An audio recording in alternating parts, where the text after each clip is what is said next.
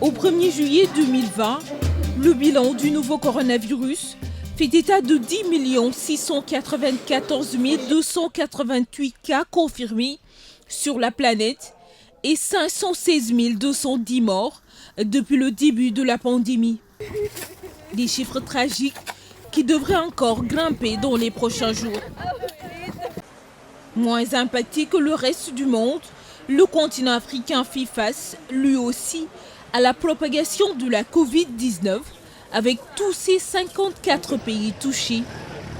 À la même date du 1er juillet, l'Afrique comptait 10 406 décès et 198 193 guérisons pour 418 288 cas enregistrés selon l'Organisation mondiale de la santé. Mais les indices indiquant que ce bilan est fortement sous-estimé se multiplient. L'Afrique australe est la zone la plus affectée du continent en termes de cas positifs de la Covid-19, surpassant l'Afrique du Nord. Quant à l'Afrique de l'Ouest, elle est la troisième région la plus affectée du continent en nombre de cas de la Covid-19. Nous avons atteint la barre des 100 000 personnes affectées. La bonne nouvelle, c'est que plus de la moitié de ces personnes sont guéries. Et je crois que nous avons une trajectoire qui est différente de la trajectoire qui était anticipée. Nous avons des taux de fatalité qui sont relativement bas par rapport à ce qui était anticipé, parce qu'aujourd'hui ce taux se tourne autour de 2%. Nous avons également une progression plus lente de la pandémie, donc par rapport aux premières tendances, aux tendances qui étaient observées pendant les premières périodes de la pandémie. Donc dans l'ensemble, le profil de la pandémie dans la région n'est pas uniforme, parce que nous avons des pays où la progression est beaucoup plus rapide. Nous voyons également une variabilité au niveau un peu des taux de mortalité, si je peux dire, donc d'un pays à l'autre. Naturellement, nous voyons également une réponse, une qualité de réponse différente d'un pays à l'autre. Au Sénégal, actuellement, nous sommes quand même dans une phase de transmission active par rapport à l'épidémie. Nous avons franchi la barre des 6 000 cas au Sénégal. Le premier cas a été notifié le 2 mars 2020. Nous sommes à 105 personnes décédées. Nous sommes toujours dans des taux raisonnables, en dessous de 1,6%. Nous avons quand même plus de 65% de guéris, ce qui est quand même assez encourageant parce que ça motive un peu le personnel de santé. Mais n'empêche quand même que nous sommes, en tout cas le mois passé et ce mois-ci, nous avons une augmentation du nombre de cas. Et nous faisons focus sur un peu cette augmentation des cas pour pouvoir essayer d'endiguer cette épidémie. Mais déjà, nous sommes loin des prévisions au départ parce que les prévisions étaient à presque 3 fois plus de 15 000 cas pour le Sénégal à ce stade, après 4 mois d'épidémie. Et donc, l'État, en tout cas, le ministère de la Santé et l'ensemble des secteurs déploient tous les moyens pour essayer de maîtriser cette épidémie dans ce pays. Très préoccupé par la propagation rapide du virus dans la région, l'UNFPA, le Fonds des Nations Unies pour la population, a réagi de la manière la plus appropriée afin de trouver une réponse aux défis liés à la pandémie. C'est dans cette logique qu'en Afrique de l'Ouest et du Centre, le bureau régional de l'UNFPA, qui compte 23 pays, tous touchés par la pandémie, a décidé d'accompagner les plans de riposte des gouvernements, d'autant plus que la région a les systèmes de santé des plus vulnérables. Ce que nous faisons, donc de façon générale, c'est que nous renforçons les systèmes de santé, qui constituent quand même l'ossature de l'architecture de la réponse. Et à ce niveau-là, nous intervenons donc au niveau de tous les aspects du dispositif du système de santé. Nous attachons également une importance particulière à tout ce qui est services qui vont en direction de la femme, donc la mère, l'enfant, mais également des jeunes. Ce qui fait d'ailleurs que dans les pays de la sous-région, Nous sommes en train de les appuyer pour protéger les services travaillant un peu sur les questions maternelles. Nous mobilisons les jeunes, qui constituent quand même un aspect important de la réponse, surtout dans un endroit où le système de santé n'est pas très solide en matière de personnel. Les jeunes constituent quand même une force, constituent une ressource importante donc, pour la prévention, donc pour le tracing, pour le testing, même pour la sensibilisation au niveau communautaire, d'ailleurs que nous avons anticipé.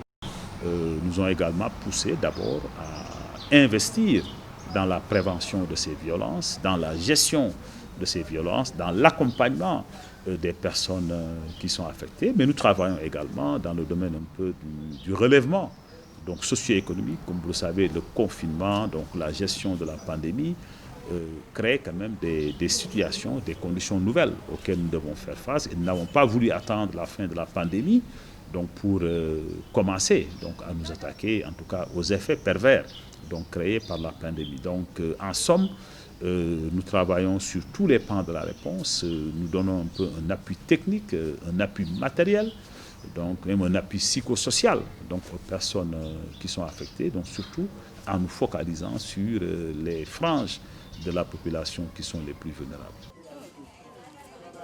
Chaque jour dans le monde, près de 500 femmes et adolescentes meurent de complications liées à leur grossesse ou à un accouchement dans des situations d'urgence ou dans des états fragiles. Du fait de la forte priorité accordée à la Covid-19, le manque d'informations, la stigmatisation ou la peur d'être contaminé, on note dans certains cas une interruption dans la continuité des services intégrés de santé sexuelle et reproductive. Les grossesses ne s'arrêtent pas pour la pandémie. Les services de santé sexuelle et reproductive ne sont pas seulement agréables à avoir, ils sont essentiels. Même avant l'émergence de la Covid-19, pour des millions de femmes, des soins de santé maternelle de haute qualité en temps opportun n'étaient pas disponibles. C'était inaccessible ou pas abordable. Et maintenant, avec la pandémie, nous envisageons une aggravation d'un accès déjà limité aux soins, mettant en danger la santé et la vie des femmes. Nous avons vraiment la majorité de nos patients entre 20 et 40 ans. On a vu que la proportion d'enfants entre 0 et 11 ans représente à peu près 7%. Nous n'avons pas de mortalité sur cette tranche d'âge. Les femmes enceintes, on a eu à avoir 2 cas de césarienne de femmes enceintes dans nos structures de santé, un à Dakar et un dans la région de Kolda, ce qui s'est relativement bien passé. Nous avons quand même des femmes enceintes qui sont testées positives au Covid. Autre fait, je pense que c'est surtout la baisse de la fréquentation de nos structures. Si on voit nos services de pédiatrie, c'est une baisse de presque 80%. Et ça, c'est quand même assez préoccupant. Avec une baisse également des taux de vaccination, dans le cadre du programme de vaccination. Quelques cas d'accouchement à domicile ont commencé à se voir, surtout avec certaines mesures de restriction. Comme vous savez, il y a un couvre-feu actuellement entre 23h et 5h du matin. Il y a un impact effectivement sur ces couches, qu'on peut appeler couches vulnérables, que nous considérons comme couches vulnérables et que nous essayons de protéger. Et des stratégies sont en train d'être menées pour déjà aller vers ces enfants, donc augmenter les taux de vaccination, mais également donner des services à ces femmes enceintes afin qu'elles puissent rejoindre les services de santé. L'importance de la prise en charge de la santé de la reproduction justifie l'engagement du bureau régional de l'UNFPA auprès des gouvernements et des partenaires pour prioriser la prise en charge des besoins spécifiques des femmes et des filles. Il s'agit de mettre fin aux besoins non satisfaits de planification familiale, à la mortalité maternelle évitable et à la violence basée sur le genre, ainsi que les pratiques néfastes d'ici 2030. Le fonds a aidé les gouvernements à garantir une continuité dans la qualité des services de santé reproductive, maternelle, néonatale, infantile et des adolescents. Dans tous les pays de la région, le Fonds des Nations Unies pour la population a en effet contribué à renforcer les systèmes de santé, notamment les soins obstétricaux d'urgence, les soins prénataux de routine et les soins post-nataux, de même que les services de planification familiale et de lutte contre les violences basées sur le genre. Lorsque j'étais amenée au centre de traitement le 15 avril, ma plus grande peur était mon bébé dans l'estomac. Parce qu'il est arrivé un moment où je ne sentais plus ses mouvements, parce que je savais très bien que mon bébé avait été très actif. Il n'y avait pas de médecin obstétricien gynécologue, pas de sage-femme. Il n'y avait rien au centre de traitement pour vérifier mon état. Je n'ai pas envie d'être ici, dans cette communauté, parce que les gens ne font que passer, nous regardent. On entend même dire qu'ils appellent notre maison la Corona House. Parfois, quand ils arrivent, on voit des gens qui courent parce qu'ils ne veulent pas rester dans la Corona Cour. Le Fonds des Nations Unies pour la population est une agence des Nations Unies qui a pour mission d'appuyer les gouvernements dans leur politique, y compris en situation d'urgence.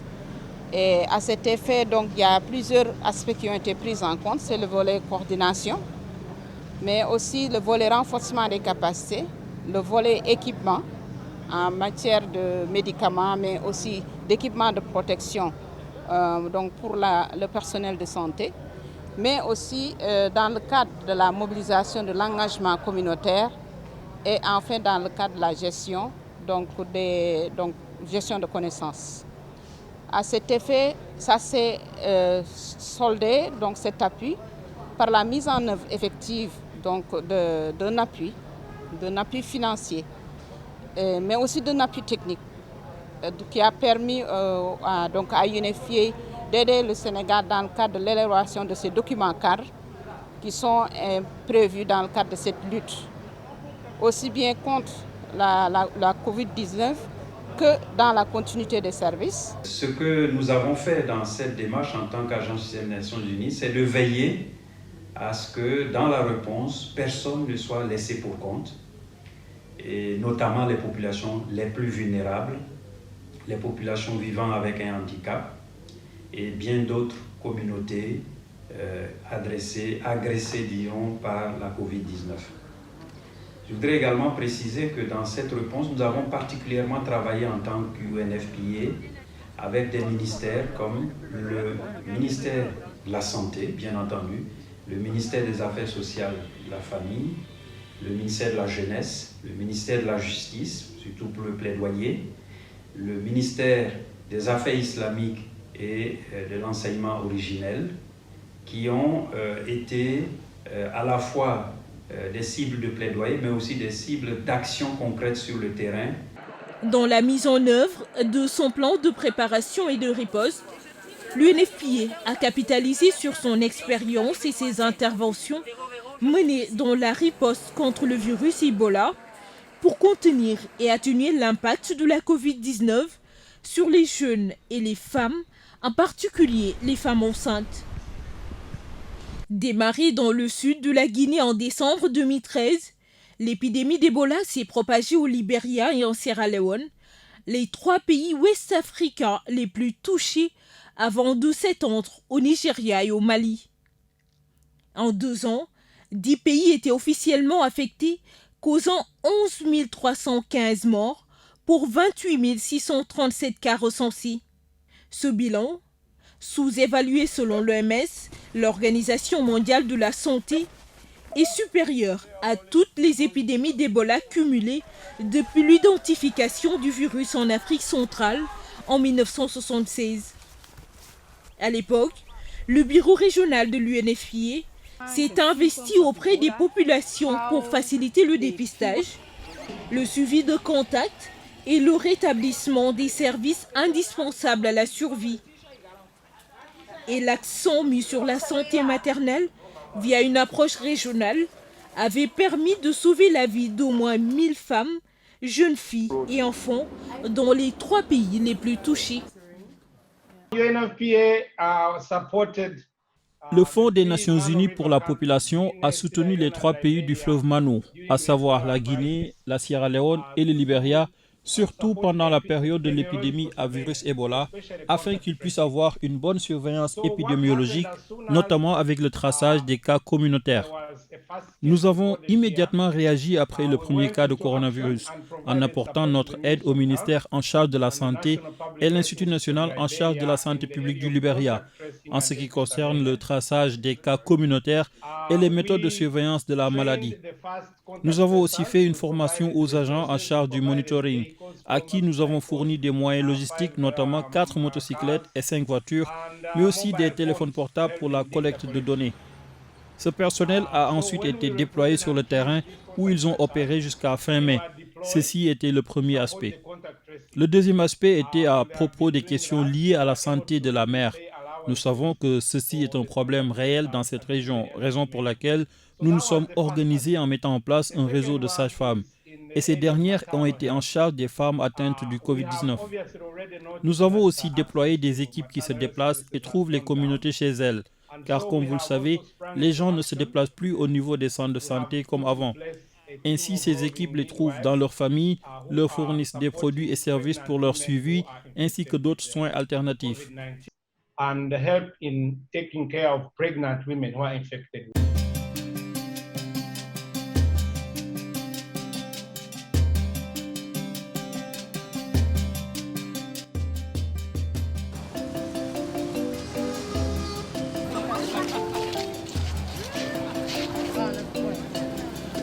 C'est fort de cette expérience que les agences des Nations Unies en Afrique de l'Ouest et du Centre ont intensifié leur soutien aux États afin de préparer et de répondre adéquatement au nombre croissant de cas liés à la pandémie de la Covid-19 dans la région.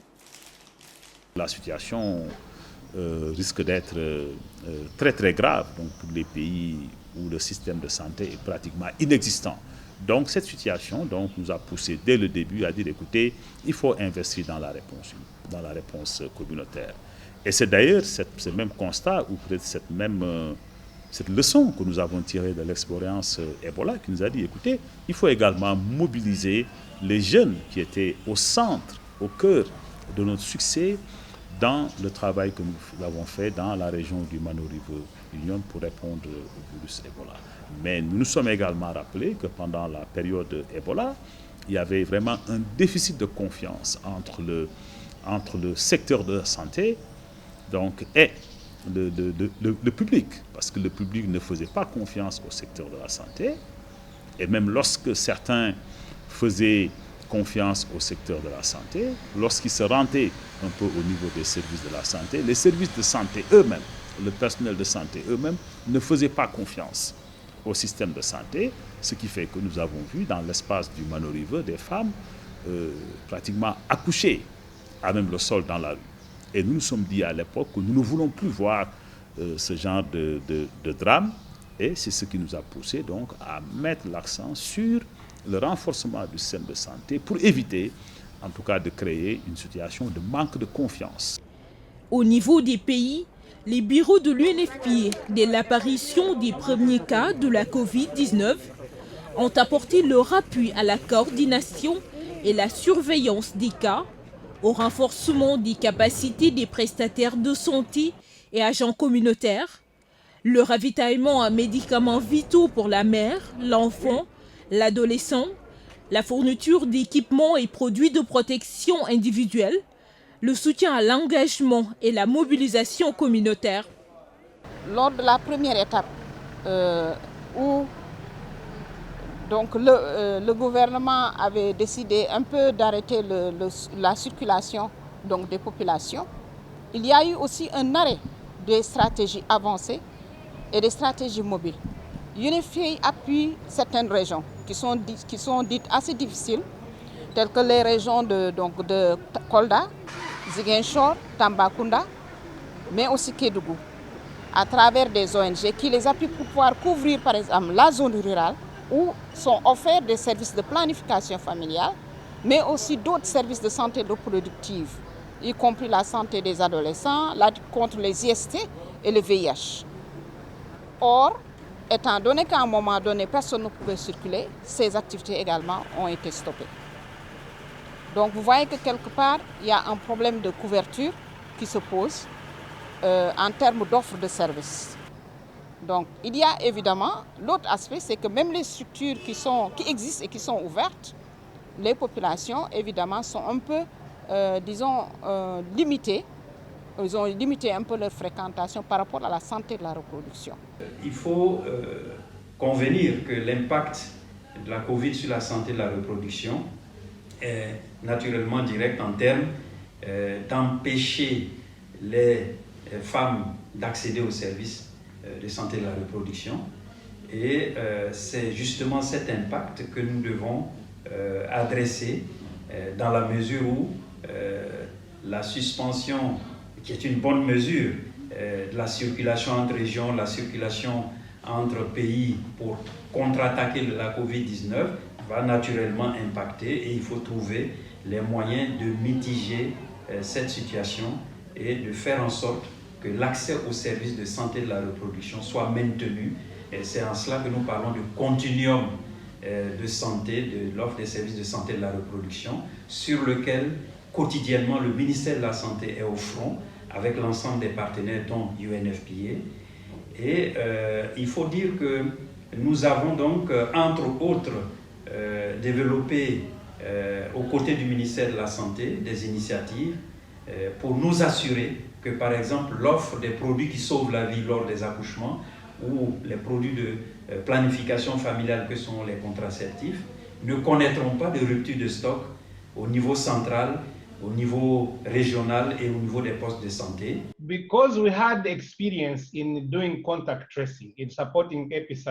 Parce que nous avons une certaine expérience en matière de traçage des cas communautaires et de surveillance épidémiologique, nous avons été capables d'apporter notre expérience, surtout en ce qui concerne le matériel de collecte appelé Kobo Collect, une application installée dans les smartphones. Puisque nous les avions déjà formés pendant la période de l'épidémie à virus Ebola, ils ont été capables de venir apporter de l'aide à l'équipe de l'UNFPA au service de leur pays.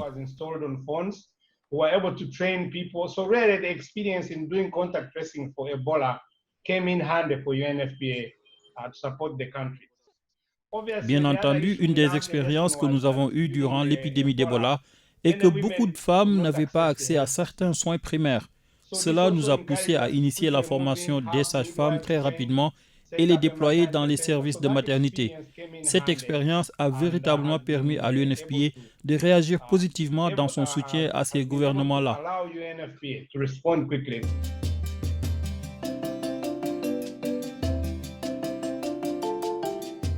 Au Togo, dans le souci de contribuer à la réduction de la propagation du virus, l'Association des volontaires pour la promotion des jeunes, avec le soutien de l'UNFPA, a mis à la disposition de la population son application mobile dénommée e-Centre Convivial.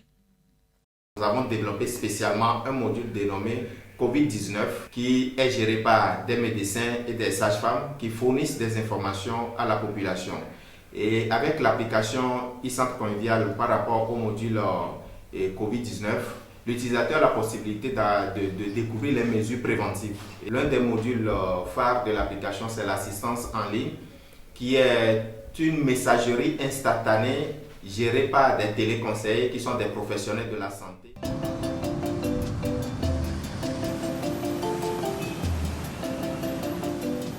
Au Bénin, l'UNFPA, en collaboration avec les startups, a mis en place des solutions innovantes pour informer les populations, même dans les endroits les plus éloignés, et stopper rapidement les fausses informations. Elle a également permis au personnel médical d'avoir accès à des méthodes efficaces et rapides pour échanger les expériences et bonnes pratiques. Au Burkina Faso, le bureau pays de l'UNFPA participe à l'effort commun du système des Nations Unies auprès du gouvernement dans le cadre du dispositif du One UN qui rassemble toutes les agences des Nations Unies. Plusieurs mesures ont été prises, dont la fourniture de kits de protection au profit des agents de santé, mais aussi la mise à disposition d'une plateforme d'information sur la Covid-19 pour les jeunes. Je pense que c'est un programme très dynamique qui, dès le début de cette pandémie, s'est senti interpellé. Et nous, c'est notre première expérience de travailler avec le programme national des volontaires et c'est plutôt satisfaisant. Nous sommes engagés à soutenir le programme pour 1 mois renouvelable en fonction de l'évolution de la pandémie. Et je pense que c'est une belle expérience de mobiliser les jeunes autour du volontariat pour rendre service à la population. Selon le Fonds des Nations Unies pour la population, il faudrait 187 500 000 $ pour renforcer les systèmes de santé publique. L'UNFPA appelle les donateurs à participer au financement de la réponse des États à la pandémie de la Covid-19.